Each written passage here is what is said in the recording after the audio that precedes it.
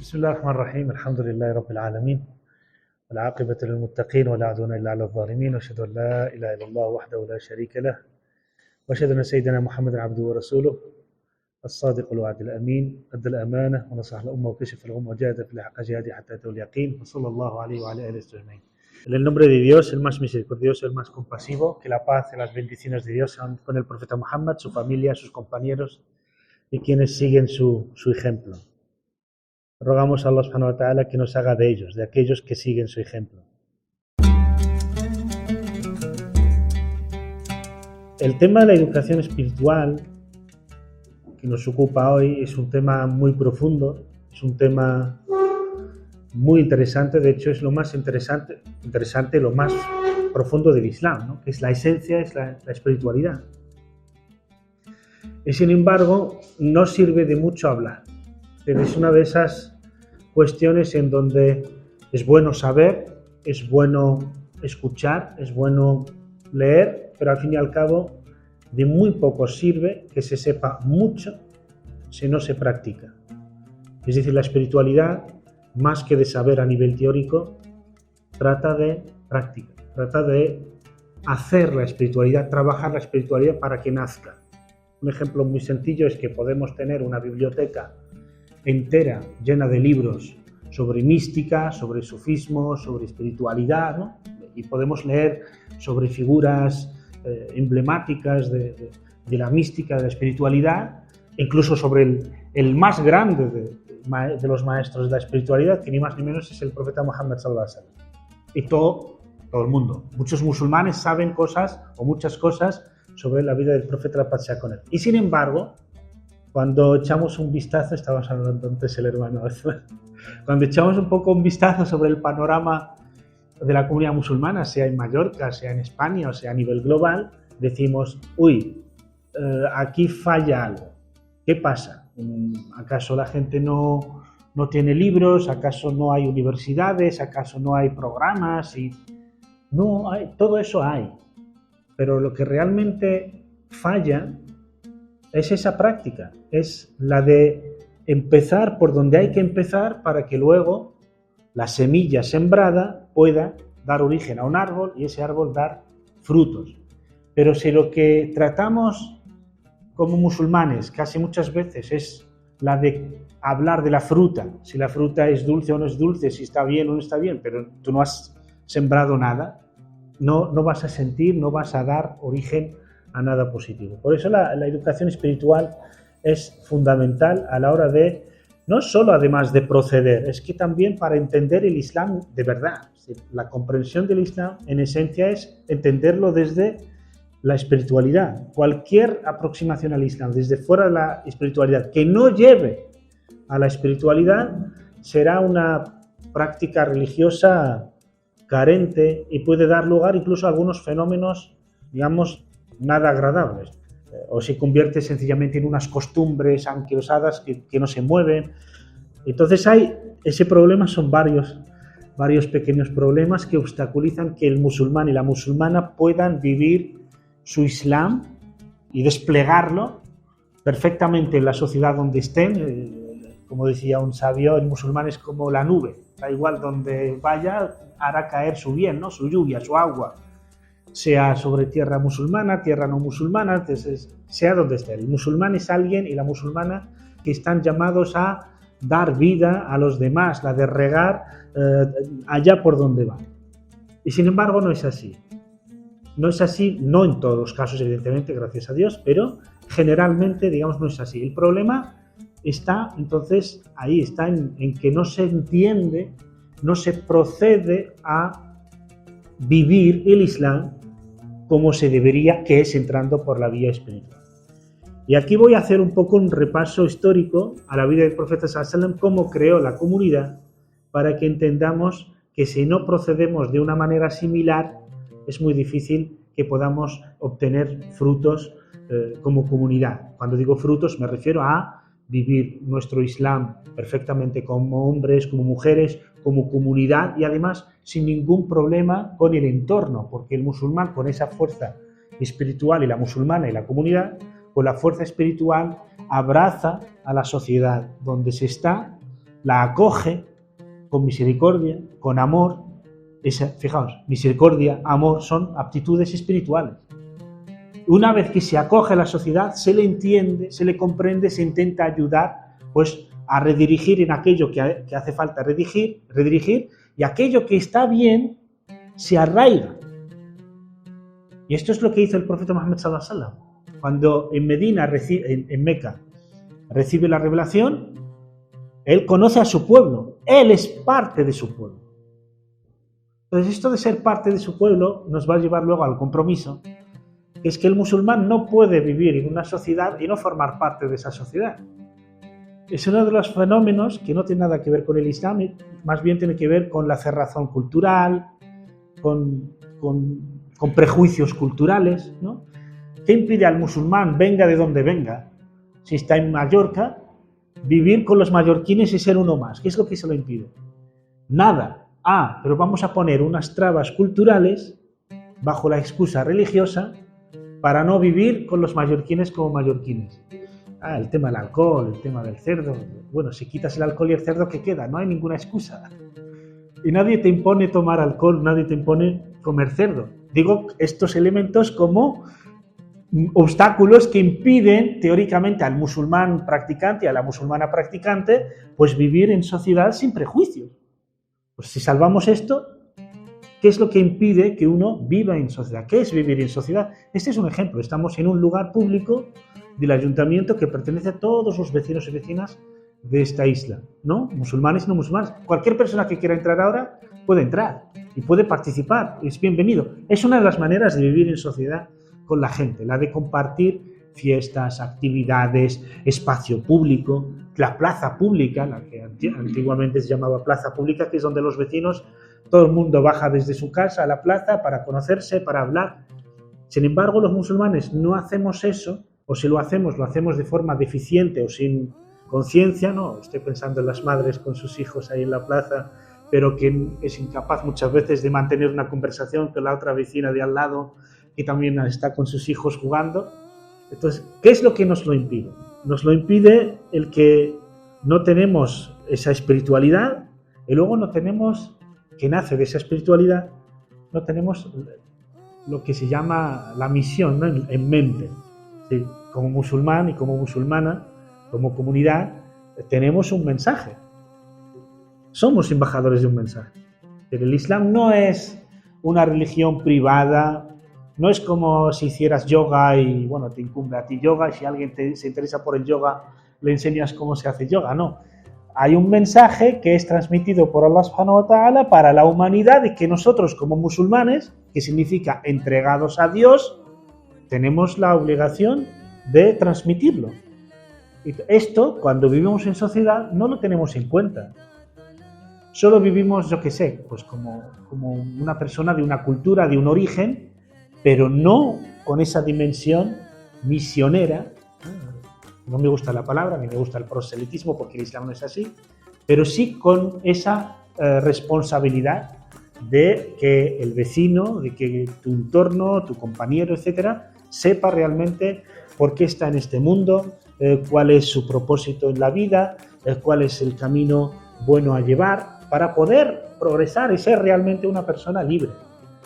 Libertad, también es un término, muchas veces se entiende como un concepto jurídico, ¿no? Libertades, derechos, etcétera, pero la libertad es otra de las cualidades fundamentalmente espirituales. Si no se es libre espiritualmente, no se puede ser libre por mucho dinero que tengas, por mucho poder que tengas, porque la libertad de verdad solo nace de la entrega de la persona a su Señor, a Allah subhanahu wa ta'ala, a Dios. Si uno se entrega a Dios y cumple el propósito de Dios en esta vida, es libre. Ya luego no lo condiciona, no lo somete, no lo esclaviza ni el dinero, ni el trabajo, ni la gente, ni la sociedad. Hay mucha gente que tiene mucho miedo de hacer cosas porque me van a decir, me van a criticar o va... Entonces, claro, eso es coacción, eso es que te sometes a esas condiciones sociales o a esas condiciones políticas o a esas condiciones económicas. Pero cuando uno abraza la causa de Dios, cuando uno es libre espiritualmente, esas cosas ya las maneja Él, no le manejan. Él condiciona la realidad y no la realidad le condiciona a él, y ahí nace una relación muy interesante, que es la que vamos a hablar ahora, que hizo el profeta alayhi salatu wassalam, cómo vivió su vida en la Meca, y cómo, una vez es profeta, cómo va a tratar de acompañar a esta sociedad a entrar en el din de Allah. Y cuando no ha sido el caso, ha buscado alternativas, pero no se ha sometido ni ha bajado los brazos ante los obstáculos, gracias a esa fuerza espiritual. Entonces, ¿cómo procedió el profeta, la paz sea con él? Una vez, desde una perspectiva, me voy a poner solo en la dimensión espiritual, porque evidentemente el Islam es un din completo que aborda no solo la espiritualidad, sino que aborda aspectos sociales, aspectos políticos, aspectos económicos, pero nos vamos a ir a este tema justamente de espiritualidad para ver cómo el profeta ﷺ creó lo más importante, que luego los demás vinieron a perfeccionar a la comunidad.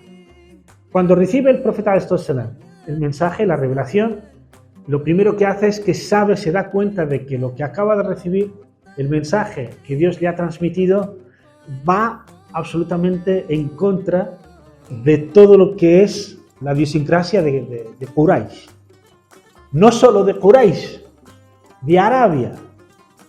Es más, 10 años después, luego volveré al año 1, pero 10 años después, cuando ya Quraysh, cuando fallecen su tío Abu Talib y su esposa, la noble Khadija, la paz sea con ella, y ya ve que Quraysh han declarado la guerra al Islam y al profeta, ya no van a respetar ni siquiera las leyes. En Europa empieza a haber partidos políticos que no quieren respetar las leyes. No sé si lo sabéis, aunque sean países democráticos, pero hay partidos que ya no quieren ni respetar las leyes para discriminar a ciertos colectivos. El musulmán es uno de ellos. Entonces, cuando vio que ya Quraysh no iba a hacerle caso y que se iba a posicionar de forma radical para erradicar el Islam, busca alternativa fuera. Cuando la alternativa de Taif no tiene éxito, vuelve y habla con las tribus. Una de las tribus, la tribu más fuerte, más potente de la época. Y si hubiera algún liderazgo, aparte de Quraysh, porque Quraysh tenía el liderazgo religioso, simbólico, pero no era la tribu más fuerte, la más fuerte, la más potente, que contaba con decenas de miles de hombres, era Banu Shayban. Y Banu Shayban eran árabes de Irak, que tenían un trato de sumisión al imperio persa. Cuando el profeta habla con ellos para decirles, oye, yo tengo un mensaje, quien me apoye no solo va a triunfar él en este mundo, sino que va a triunfar en esta vida y en la otra. Y triunfar en esta vida quiere decir, va a tener poder. Poder político, poder militar, poder de verdad, pero basado en el mensaje de Dios. Entonces Banu Shayban, nada más escucharon al profeta, le dijeron una máxima. Le dijeron, hermano de Quraysh, a lo que llamas es algo muy noble, pero desde luego no gusta a los reyes. Todo lo que os he contado para llegar, no gusta a los reyes. Y por eso le dijeron, si te apoyamos, te vamos a apoyar solo lo que es de la parte del mundo árabe, de Arabia. Es decir, por la parte árabe somos fuertes, podemos apoyar tu mensaje y someter a estas tribus. Pero de parte de Persia, oye, Persia es un imperio parecido a lo que hace unos años era el imperio soviético o el imperio americano. Eso es demasiado. Es decir, con esto a lo que quiero referirme es que el mensaje del Islam no es un mensaje que sea del agrado de quienes se benefician de la explotación de los demás, de quienes se benefician teniendo privilegios a costa de los demás. Esto no gusta, porque es un mensaje liberador, porque es un mensaje de justicia. Por eso no gusta. Así que cuando recibe el profeta pasa con él el mensaje, sabe que el Islam, justamente cuando dices, y esto lo dice una profesora en la Autónoma de Madrid, que la invitamos ahora unos años a una mesa redonda ahí en Madrid, y dijo, es que la declaración de fe monoteísta del Islam, la ilaha illallah, es revolucionaria. ¿Por qué? Porque le da Luz Gómez, por si no, en la presentación de su libro sobre Sharia. Entonces dijo, es que la ilaha illallah, no hay ningún Dios salvo Dios. Es una declaración revolucionaria. ¿Por qué? Porque es que te estás rindiendo a un poder supremo que está por encima de todos los demás, y eso te hace estar por encima de cualquier condición consensuada entre los humanos. Si estás encima del shirk, estás encima de la idolatría, de la incredulidad, encima de muchas condiciones que el hombre se impone a su prójimo. Entonces el profeta entendió ese mensaje y sabía que si lo anunciaba inmediatamente la semilla no germinaría.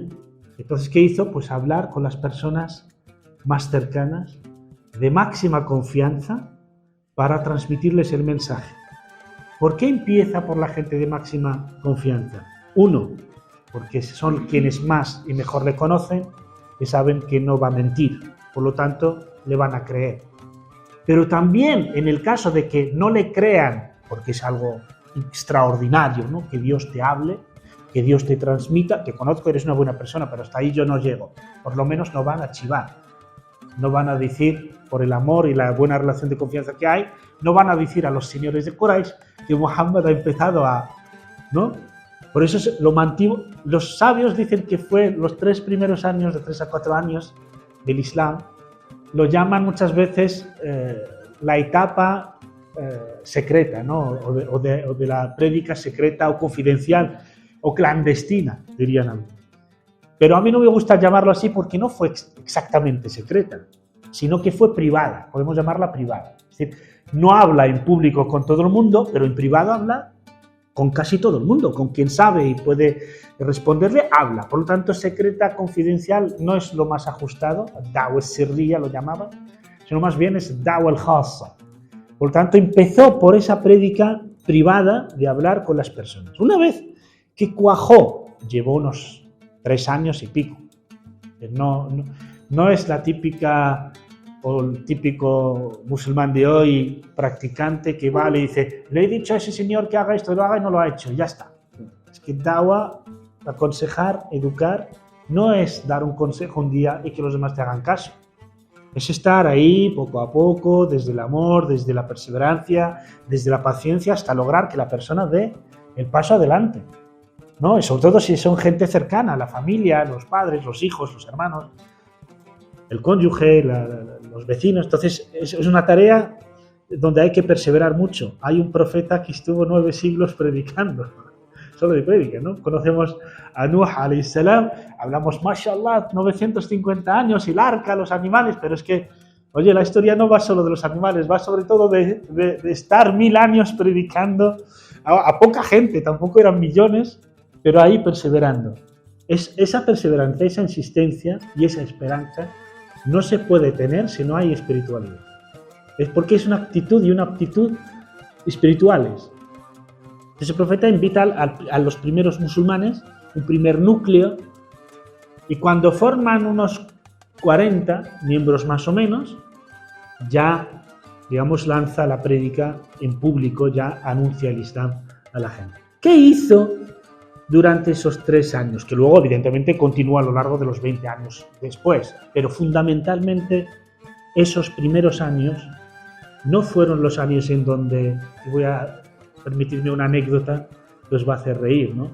Imaginaos a uno que está con el profeta, al pasar con él, que ya es musulmán, porque los hubo, la inmensa mayoría eran jóvenes, 16, 15, 17 años. Imaginaos a alguien que está con el profeta, está con una charla, está con una espiritualidad que toca el cielo. De hecho, el profeta pasa con él y dice, si siguierais de igual a nivel espiritual en la vida como estáis conmigo, saludaríais a los ángeles por los caminos, ¿no? Pero somos humanos, al final hay que estar con los hijos, hay que trabajar, hay que tal, es importante. Pero imaginaos a los sahaba en esa época de los primeros años, que después de estar con el profeta, pasar con él, después de recitar el Corán, llega la noche, se vuelve a su casa y se emborracha. O queda con sus amigos y a tomar cañas, entre comillas, palabras. Es decir, aquí es una imagen un poco chocante. Claro, porque ya entendemos que ya desde entonces ya no se podía beber. Si la prohibición del alcohol ha tenido lugar en Medina, ni siquiera en la Meca, después de 13 años de da'wa, el profeta ﷺ y el Islam aún no legisla a propósito de cuestiones sociales. ¿Por qué? Eso solo tiene sentido una vez que ya tienes una sociedad que va que abraza conjuntamente el Islam, entonces tienes que decir cómo se ha de comportar, cómo ha de ser la vida pública, cómo han de ser las relaciones sociales, etc. Pero si tú vives en una sociedad, que no se entienda mal, no es una invitación a que salgamos de aquí y nos vayamos de...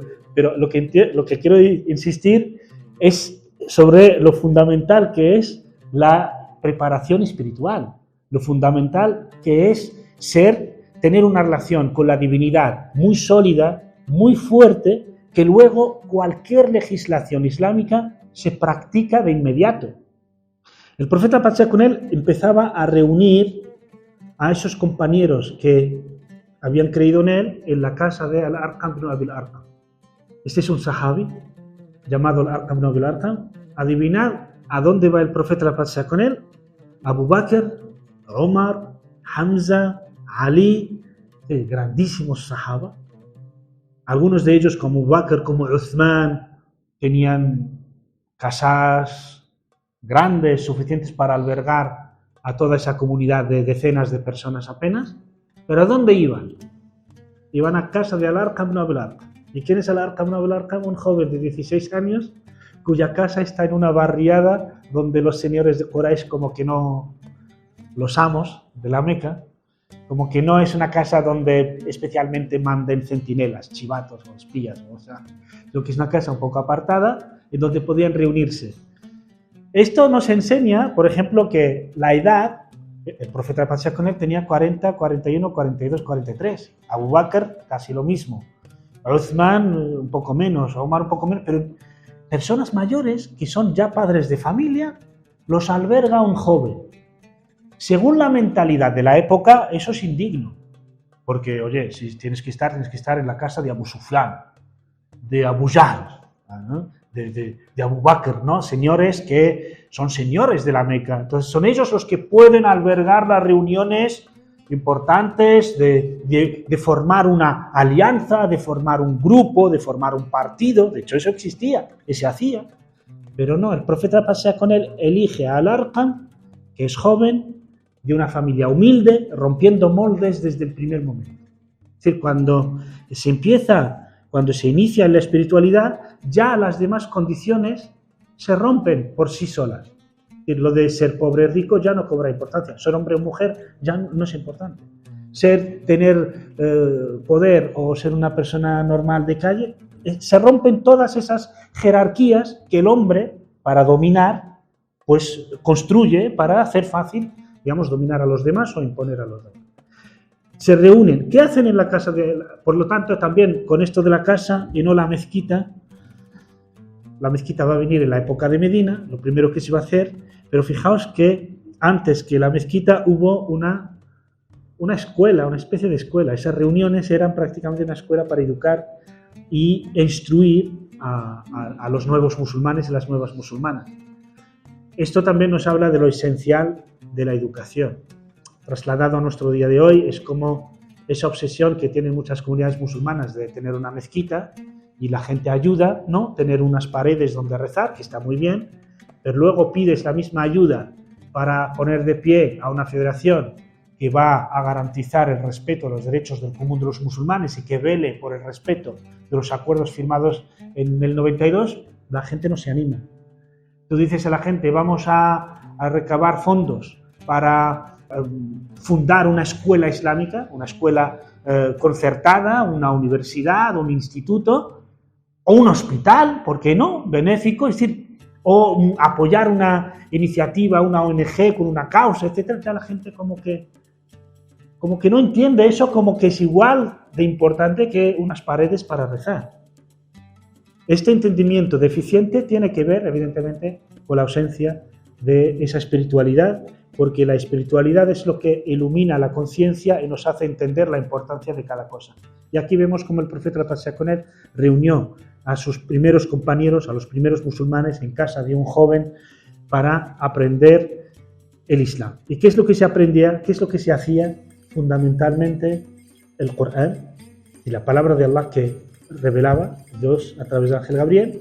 El profeta la compartía con sus compañeros, quienes la memorizaban, la entendían, estudiaban y luego juntos también rezaban, hacían dhikr, ¿Para qué? Para estar espiritualmente, digamos, muy fuertes. Por tanto, la relación con el Corán, la relación con el recuerdo de Dios son la esencia de la espiritualidad junto a compañerismo. Es decir, que sean un grupo que se reúne, que hace dhikr, que reza, que estudia el Corán. Es fundamental en sí ese grupo, porque cada uno por sí solo no podría, no puede.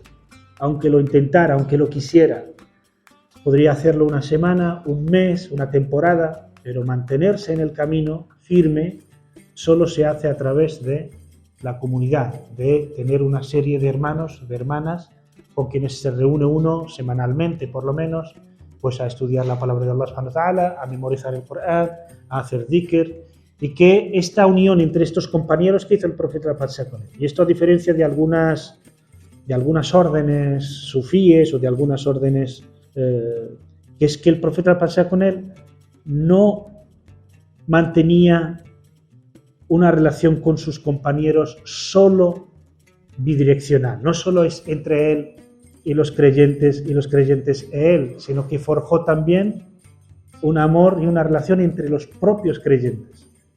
Ahora encontramos algunas figuras, podemos llamarles sabios o maestros, en donde tienen seguidores, tienen, mashallah, una baraka de ilm, ¿no? De conocimiento, pero sobre todo fomentan o crean un lazo muy fuerte entre el propio maestro o sabio y los seguidores, pero no se interesan en forjar vínculos fuertes entre los propios seguidores, porque eso crea dependencia. Cuando es solo bidireccional, como que siempre los discípulos están, llámeseles discípulos, estudiantes o murid, ¿no? Murid se dice en árabe, de una dependencia con el maestro. Pero si quieres crear una comunidad y que esa comunidad sea autónoma en el sentido de que en ausencia del jefe, del líder, del maestro, puede gestionar sus asuntos y hace falta crear ese vínculo entre los propios creyentes. Entonces, fijaos aquí, solo desde el principio nada más, vemos que el profeta de la paz sea con él ha creado la comunidad, invitando a unas personas a adherirse, a unirse a su causa, también forjando una relación entre esos creyentes, entre sí, luego entre cada uno de los creyentes con Allah subhanahu wa ta'ala, y luego empezó a instruirles en el ilm a través de la enseñanza del Corán y luego los preceptos que el profeta la paz sea con él les enseñaba ahí en esas reuniones para que pudiesen ser musulmanas, pues con criterio, que sepan andar por la vida, que sepan cómo interactuar con la vida y con Quraysh. Así que ya desde el principio vemos cómo se asienta lo que llamamos las condiciones de la educación espiritual. Dicho esto, uniéndolo a la declaración de la fe, que sabemos que rompía ya con el sistema establecido. La declaración de la fe musulmana, testimoniar que no hay ningún Dios salvo Allah y que Muhammad es su mensajero, quiere decir no hay ninguna lealtad hacia nada que no sea partiendo de la lealtad a Dios y a su mensajero. Y lo que Dios diga que está bien va a estar bien y lo que diga que está mal va a estar mal. Esto cambia totalmente las cosas. Por eso vemos cómo el profeta educa y forma a una comunidad, pero ya desde el primer momento que se hace la declaración, si lo unimos al Corán revelado en esos primeros meses y esos primeros 3 años, vemos que está el anuncio prácticamente de lo que es la misión del Islam, lo que es el propósito del Islam. Dicho de otra manera, esos primeros musulmanes y esas primeras musulmanas, cuando se reunían con el profeta la paz sea con él, ya veían el horizonte, voy a utilizar un término muy actual, el horizonte estratégico, es decir, hacia dónde van, el objetivo, como comunidad, hacia dónde van a marchar. Y es que ya en el Corán de esos primeros momentos está la importancia del conocimiento. El primer versículo en revelarse, la primera sura, es el alaq, ¿no? El cigoto que empieza iqra, ¿no? Lee, recita. Entonces una relación, y además lee en nombre de tu Señor que ha enseñado. Ya en esos primeros versículos ya habla de ciencia, ya habla de la importancia de la investigación, del estudio. Luego habla de Qiyamul Layl, Aún no tenemos los 5 rezos, porque los 5 rezos van a ser revelados 10 años después de la primera revelación. Pero tenemos Qiyamul Layl, el rezo de noche, ya en 2 de las suras más inmediatas seguidas a la del cigoto, que es el Muddathir, el envuelto en el manto, y también el Muzammil, ¿no? En ambas, Allah subhanahu wa ta'ala revela y ordena a los musulmanes hacer Qiyamul Layl, rezar de noche. ¿Y por qué rezar de noche? ¿Por qué es importante la oración de noche? Por cierto, el primer año era obligatorio para todos los musulmanes. Después del primer año, una vez que ya han adquirido, digamos, la fuerza de voluntad para rezar de noche, ya para los musulmanes y musulmanas no era obligatorio, aunque esos musulmanes prácticamente no lo dejaron nunca, aunque para el profeta nunca, digamos, fue voluntario. El profeta era obligatorio para él hacer Qiyamul Layl. La oración de noche nunca la dejó el profeta pasar con él bajo ninguna circunstancia.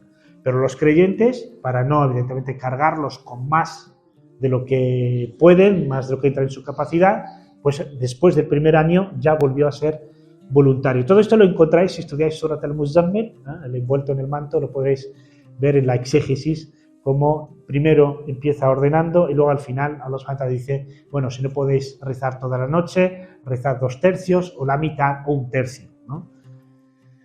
Dice Allah subhanahu wa ta'ala en Surat al-Muzammil, قم الليل إلا قليلا نصفه أو انقص منه كثير إن ناشئة الليل أشد وطئا وأقوم قيلا إن لك في النهار سبحا طويلا. Lo que viene a decir es, reza de noche prácticamente para forjar ese vínculo con Allah subhanahu wa ta'ala muy fuerte que te va a dar fuerza, paciencia, para que durante tu día puedas asumir la carga, las consecuencias de la prédica, de invitar a la gente al Islam, de enseñar el Islam, de aguantar las ofensas, de aguantar los ataques, de no caer en la provocación, cosa que cuando una persona tiene espiritualidad no es fácil de desestabilizar. Cuando tu vínculo, tu lazo, tu relación con Allah subhanahu wa ta'ala es muy fuerte, puede pasar un terremoto, una guerra brutal, lo que sea, no te mueve de tu sitio. Y sabes andar en circunstancias muy difíciles con mucha calma, con mucho criterio, y no andas como alguien deslocado, ¿no? O alguien que está... Sin embargo, cuanto más, y por cierto, y menos ruido hace, pero cuanto más vacíos estamos de espiritualidad, ¿qué pasa? Justamente lo contrario. Hacemos mucho ruido, nos desestabiliza cualquier circunstancia extraordinaria, ¿no? Fijaos, por ejemplo, en Gaza. ¿Qué es lo que caracteriza a los gazatíes? Más allá de lo que parece, ¿no? De las bombas sionistas masacrando a nuestros hermanos, hermanas, a niños, a mujeres de forma indiscriminada, animales, no dejan piedra sobre piedra. Eso, desde una perspectiva así material, es de una crueldad extraordinaria. Y lo es, de hecho. Pero si lo miramos desde un punto de vista espiritual, es una lección brutal de la población de Gaza hacia el resto del mundo.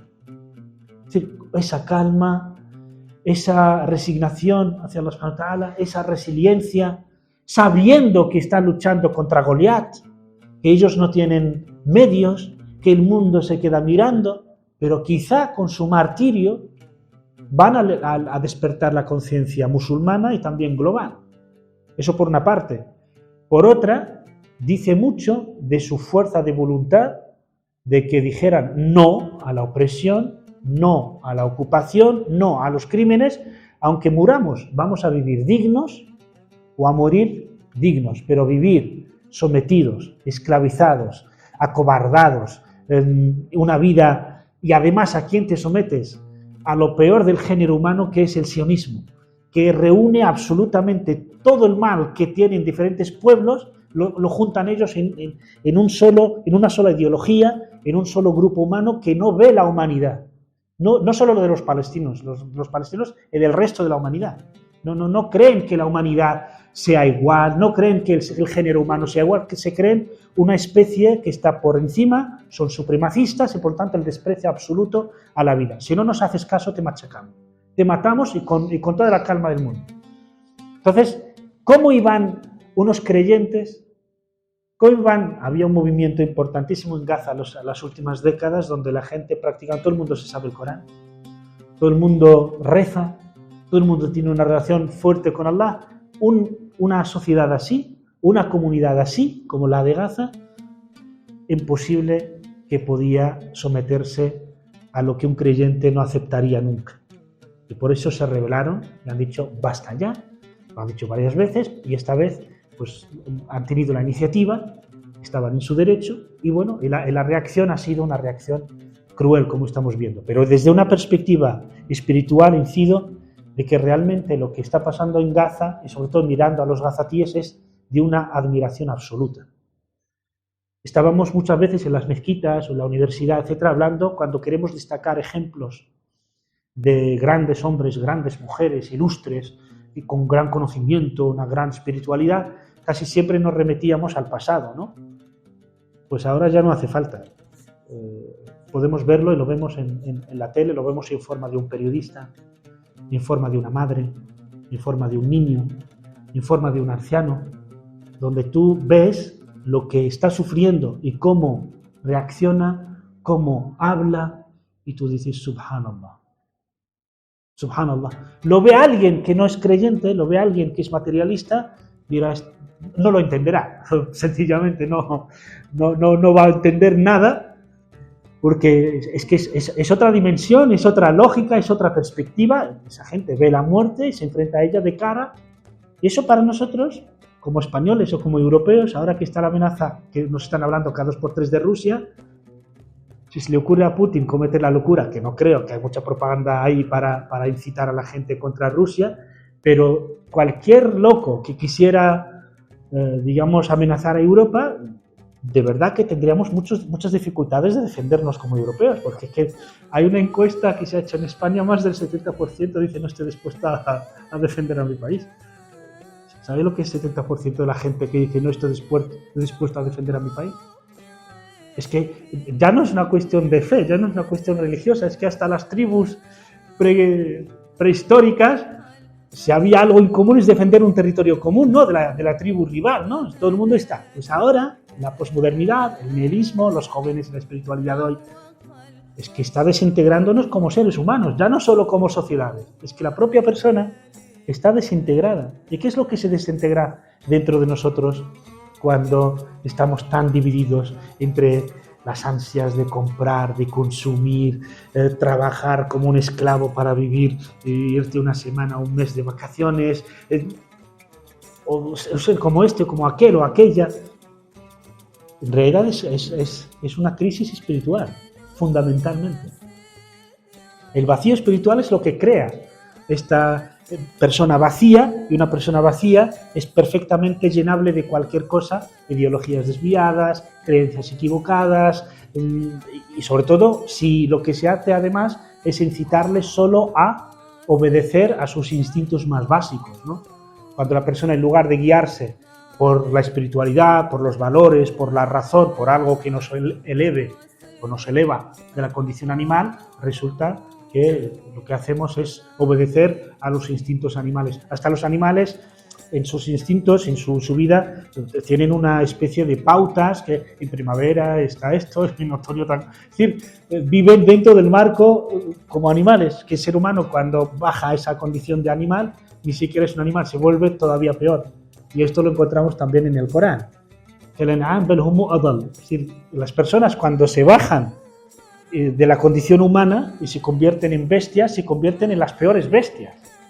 La amenaza nuclear está ahí, ¿no? Lo que sufre nuestro mundo, Gaza lo vemos, pero es que hay cosas que todavía pueden ser muchísimo peor que las guerras mundiales o que Gaza, lo que está pasando ahora, que es lo que llaman invierno nuclear, que está, estos días si veis la prensa, leéis, se está hablando, y cada vez más, lo que quiere decir que la locura humana cada vez nos acerca a ese mundo apocalíptico.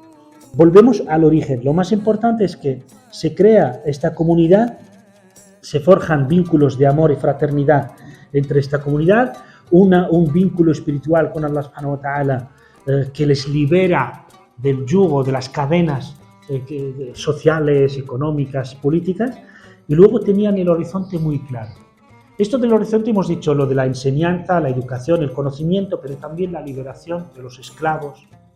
Fijaos, desde el primer momento, Es decir, el Islam aún no tiene ese poder, aún no tiene esa capacidad, pero desde el primer momento se habla de que los seres humanos son iguales, que los esclavos y los libres son iguales, que los hombres y las mujeres son iguales. Por tanto, es un mensaje de liberación en cuanto a las cadenas sociales, en cuanto a las creencias falsas de la idolatría, pero al mismo tiempo con un mensaje de igualdad tremendo. Por eso una de las primeras acusaciones que se hizo al profeta Muhammad sallallahu alaihi wasallam y al Islam, cuando aún Quraysh no criticaban, es decir, no perseguían a los musulmanes, porque la etapa de que pasó Dawa, los Quraysh, la reacción de los idólatras, no fue desde el primer día erradicar al Islam. La primera reacción fue de desprecio, de ninguneo, ¿qué dice este? Está loco. Este dice que los esclavos y los libres son iguales. Este dice que los hombres y las mujeres son iguales. Este dice que no hay que matar a las niñas ni enterrarlas vivas. Es decir, se dirigen a él como con desprecio de que está loco, porque está trayendo algo nuevo a una sociedad cuando la sociedad ya unánimemente cree en esas cosas y las practica. Pero lo más importante que quiero decir es que ya desde el primer momento anuncia un modelo de sociedad al que aspira. Esto, trasladado a nuestra realidad, una vez que tengamos claro que es fundamental que como comunidades musulmanas tenemos que dedicar un tiempo y un esfuerzo clarísimo a la espiritualidad, es necesario también hacerlo no en un círculo vacío, como harían pues, algunos hermanos nuestros sufíes, ¿no? Lo importante es vernos, hacer dhikr, pasarlo bien, pues sentir la presencia de Dios y luego, bueno, cada uno a su casa, cada uno a su trabajo, sin ninguna trascendencia social y sin ninguna pretensión de cambiar la realidad a mejor, ¿no? Bueno, quien le guste, como lo que se llama en árabe el halas al-fardi, es decir, la salvación personal. Por tanto, fijaos que el profeta ﷺ tenía unida este yihad grande y esta yihad pequeña, si queremos llamarlo de esta manera. El esfuerzo personal para con uno mismo, al mismo tiempo el esfuerzo colectivo para liberar a los demás y ayudar a los demás. Si nuestras comunidades empezamos a entender esto, de que tenemos que dedicar esfuerzo a la espiritualidad, y con espiritualidad me refiero a, además de dhikr, además del amor entre nosotros, pues a estudiar, a afianzar y luego tener una perspectiva de cómo queremos que sea nuestra comunidad de aquí a 5, 10, 20 años, cómo queremos que la comunidad musulmana esté pues, para nuestra próxima generación, qué es lo que necesitan las nuevas generaciones para poder, digamos, criarse y crecer en el Islam y vivir su Islam de forma sin prejuicios, sin obstáculos, y que luego entiendan que además de ser buenos musulmanes y ser una buena comunidad musulmana, ser ejemplares para que nuestros vecinos y vecinas no musulmanes encuentren refugio en nosotros, encuentren refugio en los musulmanes, porque la realidad es muy crítica. Nuestra realidad en Mallorca o en España o en Europa es de un vacío espiritual que da miedo, da miedo. Si vemos a nuestros jóvenes en los colegios y en los institutos, cuando digo nuestros jóvenes me refiero ya a todos nuestros jóvenes, no solo musulmanes, vemos que hay una incertidumbre y una falta de propósito, una ausencia de sentido en este mundo que da miedo porque son personas muy vulnerables, muy vulnerables. Cualquier crisis vital es una cuestión de vida o muerte. Es decir, crecen los casos de suicidio, crecen los casos de niños y niñas que toman ansiolíticos para poder dormir. Es decir, todo esto, estamos hablando ahora incluso a nivel político ya de las enfermedades mentales. ¿Estas cosas qué son? ¿Qué son? ¿Son accidentes? Podemos llamar esto accidentes cuando se trata de un caso, dos, pero cuando es un fenómeno social, cuando la sociedad sufre de esto, estamos ante síntomas de una realidad enferma. Estamos ante síntomas de una enfermedad civilizacional, de pueblo, de civilización. Y entonces yo como musulmán si puedo, yo como persona o como comunidad, que Dios me ha bendecido con el Corán, me ha bendecido con su mensaje, que me ilumina cómo es el ser humano, cómo es la humanidad, cómo hay que proceder, cuáles son las enfermedades que aquejan a la humanidad cuando no sigue el camino de Dios. Si yo lo veo de inmediato que somos más necesarios que nunca, que somos el antídoto a esta enfermedad, a estos virus. Pero solo podemos ser ese antídoto si somos activos, si estamos, si actuamos. Y no es que nosotros como musulmanes no nos aquejan esas enfermedades, también, pero a muchos de nosotros pues nos protege el antídoto que tenemos de fe en Dios, de conocer un poco del Islam. Entonces muchos de los problemas mentales, de preocupaciones espirituales, pues las tenemos ya un poco gracias a la prevención, ¿no? Que es la fe, que es la práctica. Pero tenemos que ir más allá. Tenemos que ir más allá. Y la preocupación nuestra, a mí me gustaría, y con esto quisiera terminar, que luego hay muchas cosas, me gustaría que surgieran del diálogo que podamos tener ahora, pero a mí me encantaría que si hoy salimos con la idea de que es fundamental dedicar esfuerzo a uno mismo, a la educación espiritual, a combatir ese ego, ese egoísmo, ese apego a lo material, ese afán por el dinero, por la moda, porque, yo qué sé, por todo lo que sabemos que... Y además ese afán y ese apego nos hace dedicarle mucho tiempo, mucha ocupación, mucha preocupación, mucho interés a costa de nuestra espiritualidad, de nuestra estabilidad mental, de nuestro Islam, al fin y al cabo. Si llegamos a la conclusión de que es necesario dedicar un esfuerzo espiritual, personal y comunitario, personal a través de un programa diario, que son los 5 rezos, ¿no? Los 5 rezos son lo más importante, lo fundamental para ser un buen musulmán. Fundamental, no suficiente.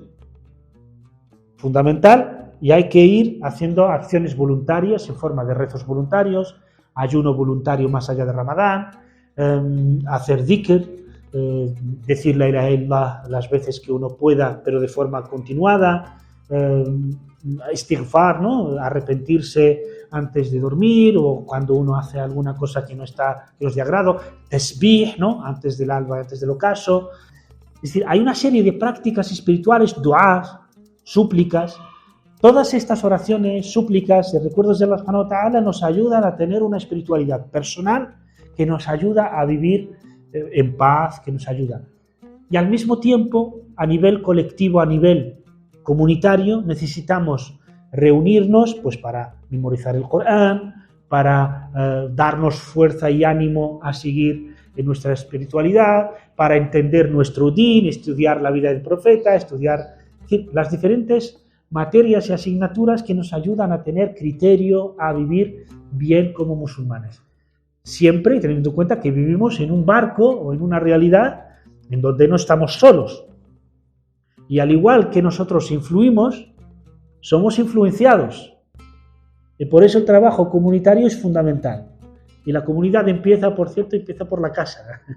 La primera célula social es ese matrimonio, esos hijos, que intenten crear ahí un núcleo de vida, de fe, de creencia, de Islam, y luego a nivel también comunitario de vernos en nuestras mezquitas, en nuestras comunidades, de estudiar nuestro din, de hacer unas prácticas. Os voy a decir una cosa que, aunque parezca mentira, cuenta con oposición de muchos musulmanes, pero por culpa de la ignorancia. Y más ahora que nosotros estamos más necesitados que nunca, ¿no? A nadie pone una pega si rezamos los 5 rezos en la mezquita, porque es obvio, ¿no? La mezquita está para eso. El tarawih en Ramadán es obvio, ¿no? Todo el mundo lo da por hecho que es una sunna. Sin embargo, si le dices a la comunidad, vamos a hacer qiyam layl una vez a la semana en la mezquita, quien quiera venir que venga, te vas a encontrar con algunas personas, aunque parezca mentira, te va a decir que no hay que hacerlo. Y si dices a la gente, oye, vamos a ayunar el primer lunes de cada mes, o el lunes y viernes, y hacer un iftar en la mezquita, habrá gente que se sume y habrá gente que se opondrá. O si dices, inshallah, cada sábado, ya que no trabajamos los sábados, pues después del Fajr nos quedamos en la mezquita a hacer dhikr hasta la salida del sol. que es una sunna, pero habrá gente que dirá que no. Pero es importante que en nuestras comunidades empecemos a hacer esto. Empecemos a decir a nuestros hermanos y hermanas, oye, tenemos un iftar aunque sea una vez al mes, que vamos a hacer lo que se llama Jalsat al-Shuruk, vamos a hacer dhikr una vez a la semana, si es todos los días, pero hay que empezar por algo, por lo mínimo. Después del Fajr vamos a quedar a hacer dhikr, a leer el Corán, o a hacer la ilaha illallah, o a memorizar. Vamos a hacer dhikr y vamos a estar ahí hasta la salida del sol, que en algunas mezquitas, alhamdulillah, terminan pues en un desayuno también. Es muy agradable para hacer vida en comunidad, ¿no? Haces el shuruk, cuando termina, uno va por los churros, otro trae té, o trae café, y ya la gente desayuna ahí. O también Qiyam Layl, ¿por qué no? ¿Por qué? Porque es muy difícil que la comunidad o la gente sepa lo que es Qiyam Layl si nunca lo ha practicado. Solo. ¿Dónde lo va a aprender? En la mezquita. No necesariamente en Tarawih, porque se va a confundir Tarawih o Tahajjud con el Ramadán. Pues hagámoslo fuera de Ramadán para que la gente que sepa que puede hacer Qiyam Layl en casa, en familia, en cualquier día del año. Porque puede escuchar uno, y esto es una de las maneras pedagógicas del profeta, la paz sea con él, y es que no enseñaba solo con la palabra. Es que no decía a la gente, haced esto. Cualquier cosa que decía el profeta a los musulmanes que hagan, la hacía él. Y se la enseñaba con la práctica. Y luego les decía lo bueno que era esa práctica. Entonces todos sabían cómo se hacía y la llevaban a cabo. No es que yo diga, como decimos muchos, pues haced esto, haced lo otro, haced Qiyam Layl, pero la gente nunca lo ve. Nunca. Y vivimos una situación un poco que mucha gente no sabe lo que es Qiyam Layl en la práctica, no en teoría. Que la mezquita puede el imam en la khutbah del Jumu'ah, mashallah, dar una khutbah maravillosa sobre Qiyam Layl, las virtudes de Qiyam Layl, la ajr, ¿no? La recompensa por Qiyam Layl, mashallah, maravilloso. Pero si nunca lo ha visto, no lo ha vivido, nunca lo ha iniciado, pues la iniciación para que tenga lugar tiene que ser ¿dónde? En la casa de Allah subhanahu wa ta'ala, en la mezquita. Eso lo tenemos que practicar. Recapitulo. Si entendemos que es fundamental la educación espiritual con sus condiciones y al mismo tiempo como comunidad tener una visión estratégica de cómo queremos ser como comunidad musulmana mallorquina o balear o española, europea e incluso global, cada uno a su nivel, cómo queremos que sea y trabajar por ello, va a hacer muy fácil encaminar nuestros esfuerzos en ese sentido, ¿no? Si queremos que, oye, la comunidad musulmana mallorquina, pues Mallorca tiene unas circunstancias de isla, ¿no? También de destino turístico, etcétera, pues hay que, como comunidad, además de interesarse por mejorar las condiciones propias, interesarse por la da'wa y por hacer llegar este mensaje a toda la isla.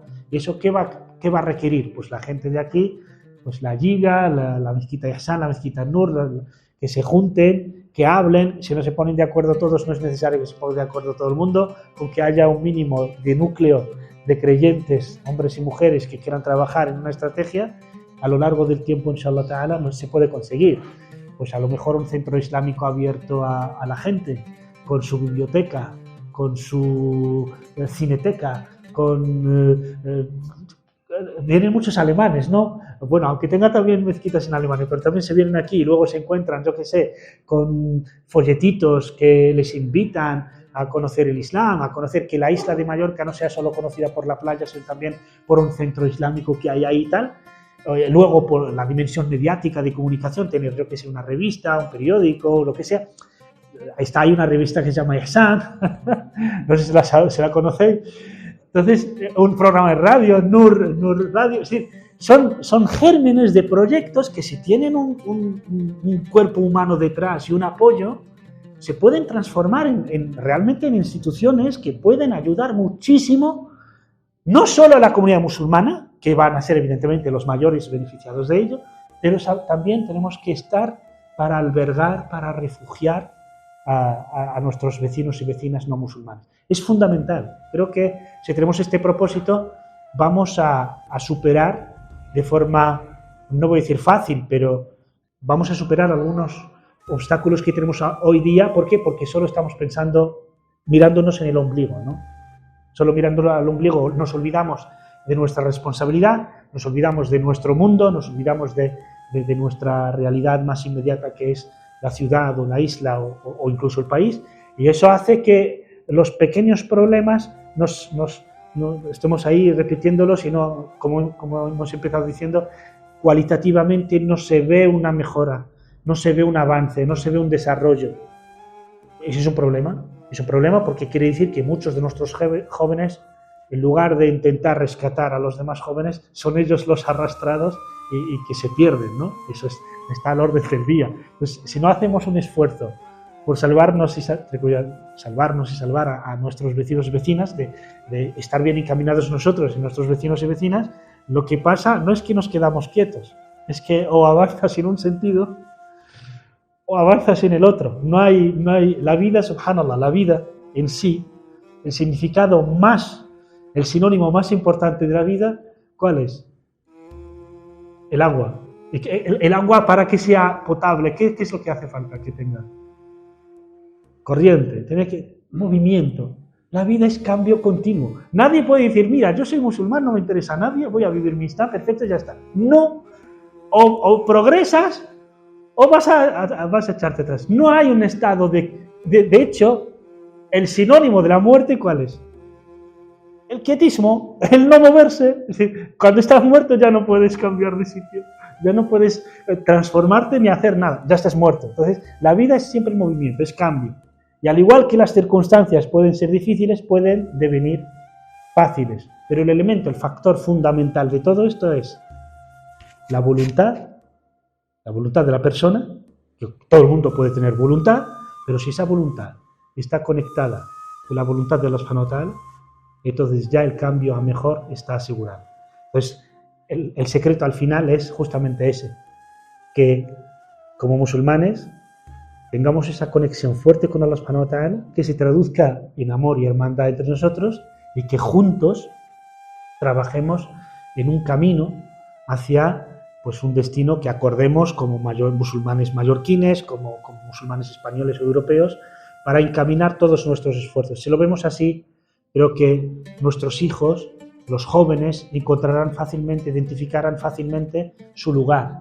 Es decir, tanto si es abogado, si es maestro, si es cirujana, si es médico, o si es un alem, o si es un imán, todo el mundo, hombres, mujeres, como que cuando hay un proyecto, pues los esfuerzos como que el que pueda poner mucho o poco, pero en donde todo pues funciona en un sentido que favorece ese cambio a mejor. Ruego a Allah subhanahu wa ta'ala pues que nos bendiga con iluminar esa visión, que nos ayude a ser mejores creyentes, que nos ayude a ser mejores hermanos, que nos amemos a Allah subhanahu wa ta'ala y que nos ilumine con una visión clara para encaminar hacia un objetivo que sea de su complacencia, de su agrado, que no es otro que el de ser testimonios. Allah subhanahu wa ta'ala dice, así os hemos hecho como una comunidad wasat, moderada, ejemplar, para ser testigos de la humanidad y que Dios sea testigo de vosotros. Que así sea. Disculpadme haberme alargado.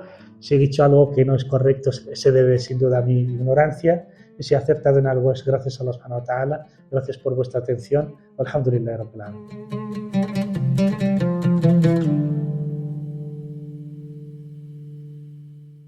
Esta fue una grabación de Musulmanes Radio, mmradio.es y su red de emisoras locales. Y lleva el Islam siempre contigo.